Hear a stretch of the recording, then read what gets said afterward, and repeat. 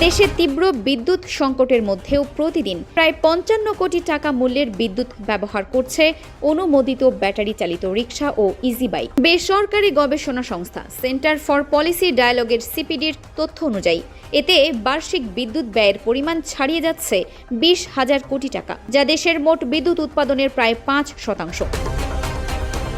দৈনিক বিদ্যুৎ ব্যবহার। দেশে বর্তমানে প্রায় ৬০ লাখ অটোরিকশা রয়েছে। প্রতিটি রিকশা দৈনিক ৮ ঘন্টা চার্জে ৮ থেকে ৯ ইউনিট বিদ্যুৎ খরচ করে, যা জাতীয় গ্রিড থেকে প্রতিদিন ৮০০ থেকে ৮৫০ মেগাওয়াট বিদ্যুৎ টেনে নিচ্ছে। রাজস্ব ক্ষতি। অবৈধভাবে ব্যাটারি চার্জ দেওয়ার কারণে সরকার বছরে প্রায় ৫,০০০ কোটি টাকা রাজস্ব থেকে বঞ্চিত হচ্ছে। চার্জিং স্টেশনের চিত্র।